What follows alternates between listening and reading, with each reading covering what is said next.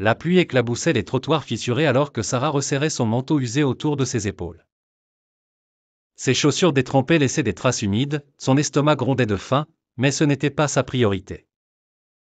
Une facture d'hôpital, pliée dans sa poche, la hantait, un montant qu'elle ne pouvait payer. Sa fille de 10 ans, Lily, était alitée à l'hôpital, luttant contre une fièvre persistante. Les médecins disaient que ce n'était pas encore mortel, mais sans médicaments, la situation pouvait empirer. Sarah avait frappé à toutes les portes, supplié des associations, des amis perdus de vue, mais personne n'avait rien à offrir. Certains ne répondaient même pas. Tremblante, elle s'arrêta devant un petit café, observant les visages à travers la vitre. La chaleur et les rires à l'intérieur semblaient appartenir à un autre monde. La détresse la poussa à entrer, ses yeux scrutant les clients à la recherche d'un regard bienveillant. Elle s'arrêta près d'un comptoir où un homme d'une trentaine d'années essuyait une table. Cheveux bruns en désordre, yeux fatigués mais doux, il fredonnait doucement. Quelque chose en lui l'attira, peut-être sa façon de parler gentiment à une cliente âgée. « Excusez-moi » murmura-t-elle. Il leva les yeux, surpris. « Oui ?» Sa voix trembla. « Je suis désolé de vous déranger. J'ai besoin d'aide. Ma fille est à l'hôpital, j'ai tout essayé, je n'ai plus personne à qui demander. » L'homme s'immobilisa, le chiffon en main. Puis, doucement, il lui fit signe de s'asseoir. « Racontez-moi tout » dit-il avec bienveillance. Sarah raconta son désespoir à Michael, les mots jaillissant comme une rivière. « Ma fille, Lily, c'est tout ce que j'ai. Elle a de la fièvre depuis 4 jours. Au début, je pensais à une grippe, mais ça ne passait pas. Elle tremblait, pleurait. Je l'ai emmenée aux urgences. Ils ont prescrit des antibiotiques, mais sans assurance, les frais. » Elle s'arrêta, les yeux pleins de larmes. « J'ai vendu mes meubles, ma bague de mariage, tout. J'ai demandé aux églises, aux associations, même à mon ancien propriétaire, mais rien. » Michael écoutait, immobile, absorbant chaque mot. Sarah semblait épuisée, mais une force brillait en elle, celle d'une mère qui vivait pour sa fille. « Ce n'est pas votre problème, » ajouta-t-elle rapidement. « J'espérais juste, peut-être savez-vous où je pourrais aller. » Michael hésita. Il n'avait pas grand-chose, le café n'était pas à lui, juste un travail à temps partiel. Mais quelque chose dans la voix de Sarah l'empêchait de refuser. « Je n'ai pas d'argent, » dit-il lentement, « mais je peux aider autrement. Peut-être organiser une collecte, demander dans le quartier. » Sarah le fixa, surprise. « Vous feriez ça pour une inconnue ?» Il sourit doucement. « Vous n'êtes plus vraiment une inconnue, si ? Vous n'êtes pas seule ce soir. » Des larmes coulèrent sur les joues de Sarah, silencieuse, reconnaissante. Elle toucha sa main. « Merci » murmura-t-elle. Michael sentit une émotion inhabituelle l'envahir, un souvenir vague, inexplicable. Alors qu'il fichait sa manche pour prendre son téléphone, Sarah aperçut une marque de naissance sur son poignet, en forme de croissant de lune. Son souffle se coupa. Elle l'avait vu auparavant, sur son bébé, Noah, perdu il y a 20 ans. Était-ce possible ? Non, ça ne pouvait pas être lui. Son fils avait été adopté, arraché à elle à 17 ans. Pourtant, cette marque. « Ça va ?» demanda Michael, remarquant son regard.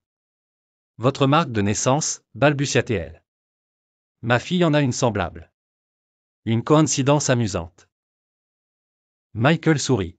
« Bizarre, je n'ai jamais vu quelqu'un avec la même. » Sarah, le cœur battant, demanda doucement, « Vous avez grandi avec vos parents ? » Il détourna les yeux.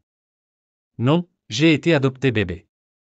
Mes parents adoptifs sont morts dans un accident quand j'avais 15 ans. » La gorge de Sarah se serra. Était-ce possible ? Une vérité enfouie semblait remonter, fragile et terrifiante. La gorge de Sarah se serra. Était-ce possible ? Une vérité enfouie semblait remonter, fragile et terrifiante.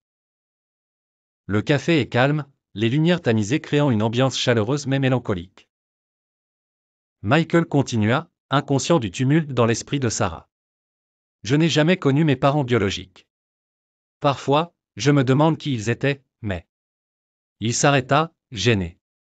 Pardon, je parle trop. Non, c'est bon, dit Sarah, la voix tremblante. Son esprit tourbillonnait. La marque de naissance, ce sentiment de familiarité, tout semblait trop précis pour être une coïncidence. Michael, murmura-t-elle, as-tu quelque chose de quand tu étais bébé? Il la regarda, intrigué. Oui, une boîte que ma mère adoptive m'a donnée. Pourquoi? Sarah hésita, partagée entre espoir et peur. J'aimerais la voir, si tu veux bien. Michael, perplexe mais touché par sa sincérité, acquiesça. D'accord. Je finis dans 1 heure, tu peux venir avec moi. L'attente fut interminable pour Sarah, chaque minute amplifiant son angoisse. Et si elle se trompait? Et si elle rouvrait une vieille blessure pour rien? Ils marchèrent sous la pluie jusqu'à l'appartement de Michael, un petit espace ordonné. Il sortit une boîte poussiéreuse du placard et l'ouvrit. À l'intérieur, des chaussons bleus, un hochet, un bracelet d'hôpital. Puis Sarah vit un morceau de tissu rose, déchiré, usé par le temps. Ses mains tremblèrent en le touchant. Je l'ai cousu, murmura-t-elle. Pour mon bébé. Il y avait une petite lune brodée. Michael la fixa, abasourdi. Quoi? Les larmes coulèrent sur les joues de Sarah. Où es-tu né? Demanda-t-elle. On ne me l'a jamais dit, répondit-il, troublé. Je crois que je sais, chuchota-t-elle. Un silence lourd s'installa, chargé d'émotion. La vérité semblait émerger, fragile mais puissante. Michael s'assit, la boîte ouverte entre eux. J'avais 17 ans, dit Sarah, la voix brisée. Mes parents m'ont forcé à abandonner mon bébé. Il s'appelait Noah. Je l'ai tenu, je l'ai aimé, mais ils me l'ont pris. Ce tissu, je l'avais glissé dans sa couverture, espérant qu'il garderait une partie de moi. Michael fixa le tissu, puis elle. Mes parents adoptifs disaient que mon nom de naissance était Noah. Sarah étouffa un sanglot. C'était le nom de mon fils. Michael, bouleversé, murmura, tu penses que je suis lui? Elle hocha la tête. La marque, le tissu, le nom, c'est trop. Il se leva, agité. On doit savoir. Un test ADN. Sarah, terrifiée mais pleine d'espoir, acquiesça. La vérité approchait, et avec elle, un monde nouveau. Dans la salle d'attente d'une clinique, Michael arpentait le sol, nerveux, tandis que Sarah, assise, triturait ses mains. Le test ADN, un simple prélèvement buccal, avait été rapide, mais l'attente semblait infinie. Sarah observait Michael, étudiant son visage, ses yeux, sa façon de frotter sa nuque, tout lui semblait familier. Je suis désolé, dit soudain Michael. Ça doit être dur pour toi. Sarah secoua la tête. Tu ne fais pas remonter de la douleur, tu me donnes de l'espoir. Même si c'est une erreur, je suis heureuse de t'avoir rencontré. Michael sourit faiblement. J'ai toujours voulu savoir qui j'étais. Je rêvais que ma mère me cherchait, qu'elle n'avait pas voulu m'abandonner. Les larmes brûlèrent les yeux de Sarah. Je n'ai jamais cessé de penser à toi. J'ai supplié qu'on ne t'enlève pas, mais j'étais une adolescente terrifiée. Une infirmière entra, tenant une enveloppe. C'est pour vous, dit-elle à Michael. Ouvre quand tu es prêt. Ils se regardèrent longuement. Tu veux l'ouvrir? Demanda-t-il. Sarah refusa. C'est ta vérité, Michael. Avec des doigts tremblants, il déchira l'enveloppe, lut le papier et se figea. Sarah, la voix tremblante, demanda, qu'est-ce que ça dit? Les yeux pleins de larmes, Michael murmura, ça dit que tu es ma mère. 99,9% de correspondance. Sarah étouffa un sanglot, couvrant sa bouche. Je le savais, murmura-t-elle. Michael, la gorge serrée, resta silencieux, puis toucha doucement sa main. Tu m'as nommé Noah, dit-il. Ils s'enlacèrent, mère et fils réunis après 20 ans. Mais de l'autre côté de la rue, un homme les observait, le visage sombre. Carl, le père de Lily, était revenu, et il n'était pas content de revoir Sarah.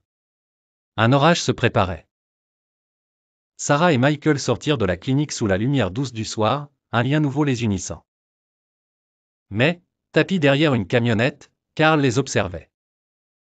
Sarah, le cœur battant, demanda prudemment, « Vous avez grandi avec vos parents ?» Michael détourna les yeux. « Non, adopté bébé. Mes parents adoptifs sont morts quand j'avais 15 ans. » La gorge de Sarah se serra. Était-ce possible? Elle devait savoir. « As-tu quelque chose de quand tu étais bébé ?» demanda-t-elle. Michael, intrigué, acquiesça. Une boîte avec des affaires de bébé. 1 heure plus tard, dans son petit appartement, il sortit une boîte poussiéreuse. À l'intérieur, un morceau de tissu rose, usé, avec une petite lune brodée. Sarah trembla. « Je l'ai cousu pour mon fils, » murmura-t-elle, les larmes aux yeux. Michael, abasourdi, demanda, « Où suis-je né ?» « Je crois que je sais, » répondit-elle. La vérité semblait proche, bouleversante. Ils décidèrent de faire un test ADN.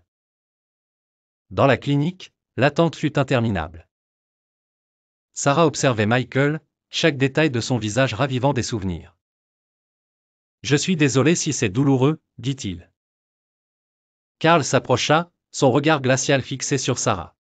« Tu ne peux pas juste réapparaître et exiger de la voir, » dit-elle, la voix tremblante mais ferme.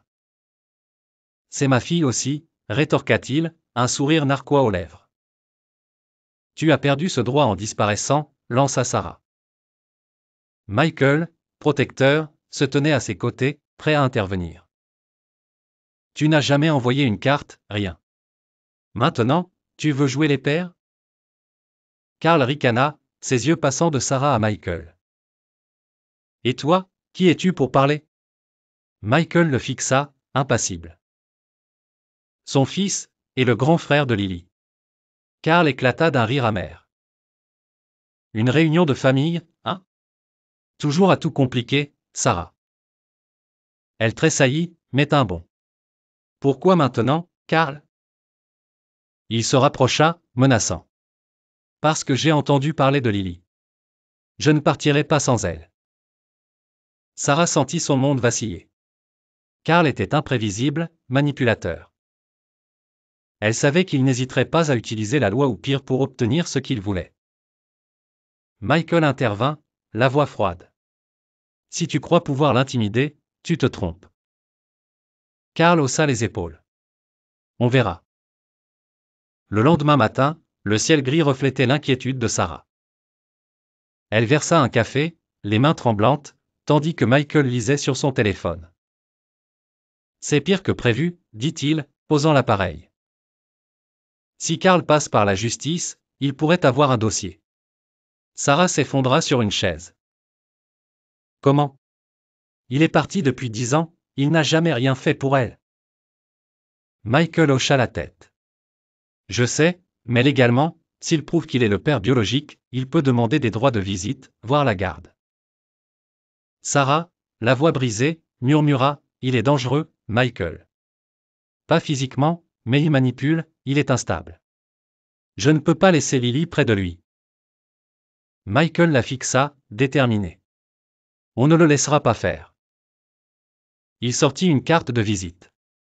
J'ai parlé à un ami. Alicia, une avocate communautaire, aide gratuitement les mères comme toi. Sarah fixa la carte, un éclat d'espoir. Tu as fait tout ça? Il haussa les épaules, souriant timidement. C'est ce que fait une famille, non? Sarah serra sa main, émue. Je suis si fier de toi. Cet après-midi-là, ils rencontrèrent Alicia dans un petit centre juridique. L'avocate, une femme chaleureuse d'une 40aine d'années, écouta attentivement. Vous avez raison de vous inquiéter, dit-elle. Karl n'a pas été présent, mais les tribunaux ne voient pas toujours tout. On doit rassembler des preuves, son abandon, les dossiers médicaux de Lily, tout ce qui montre que vous êtes sa seule gardienne. Sarah lut, tremblante, Karl demandait officiellement la garde partagée. La bataille juridique venait de commencer, et Karl ne bluffait pas. Sarah fixa l'assignation, le monde semblant s'effondrer. Il ne bluffait pas, murmura-t-elle. Michael, la voix ferme, dit, nous non plus. Il appela Alicia, lançant le combat. Sarah, terrifiée, demanda, et si on perd? Michael la regarda, assuré. On se battra plus fort. Tu m'as donné la vie, je ne le laisserai pas détruire la tienne. Les jours suivants furent tendus. Sarah dormait à peine, sursautant à chaque bruit, craignant Carl. Michael, lui, gardait le calme, cuisinant, aidant Lily avec ses devoirs scolaires.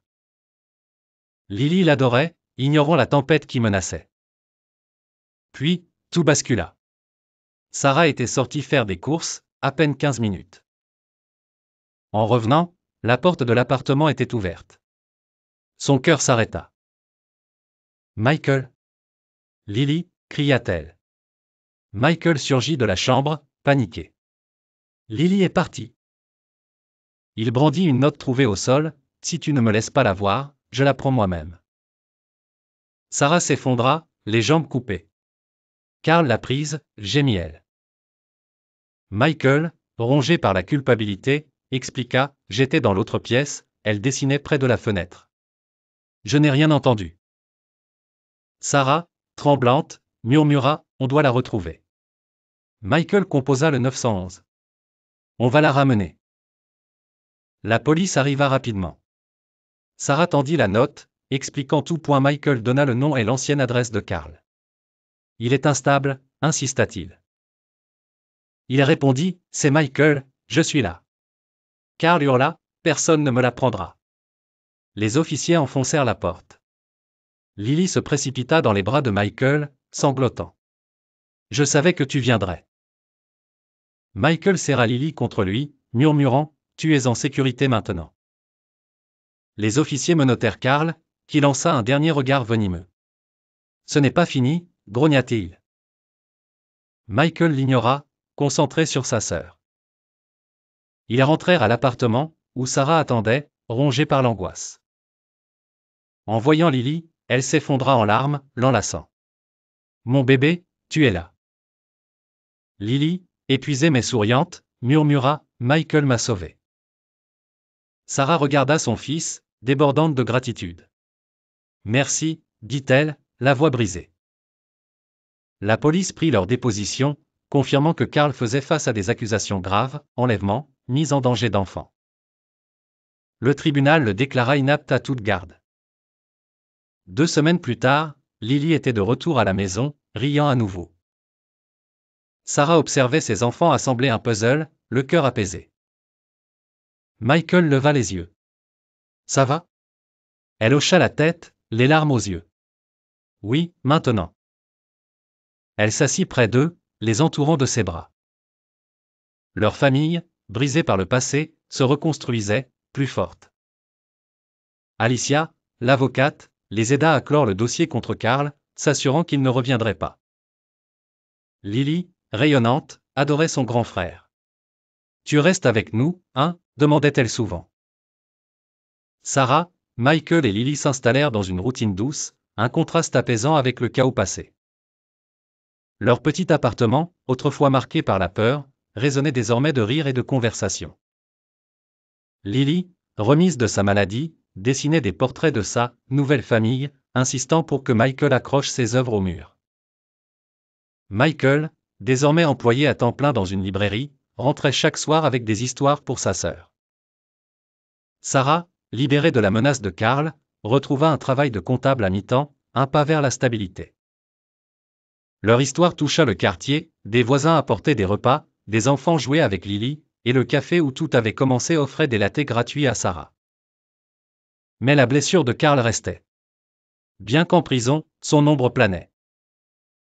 Alicia les rassura, avec les charges contre lui, il ne sortira pas de sitôt. Pourtant, Sarah restait vigilante, protégeant farouchement ses enfants. Michael, devenu le rock de la famille, organisait des soirées-jeux, apprenait à Lily à faire des crêpes, et écoutait Sarah lorsqu'elle partageait ses craintes. Tu m'as retrouvé, lui disait-il souvent, on surmontera tout. Un soir, Lily, blottie contre Sarah, demanda, pourquoi Michael est parti si longtemps. Sarah, émue, expliqua doucement, parfois, la vie nous sépare, mais l'amour nous ramène toujours. Michael, entendant, sourit, les yeux brillants. Le café devint leur refuge, un lieu sacré où Sarah avait trouvé Michael. Chaque week-end, ils s'y rendaient, commandant des chelatés, riant de leur première rencontre. Prouver que l'amour pouvait transformer la douleur en espoir. Alors que la pluie tombait doucement dehors, Sarah murmura « Merci au destin ». Dans ce café, un inconnu était devenu un fils, un frère un héros, et une mère avait retrouvé son cœur. Leur avenir, incertain mais lumineux, s'écrivait jour après jour, unis par l'amour et la vérité.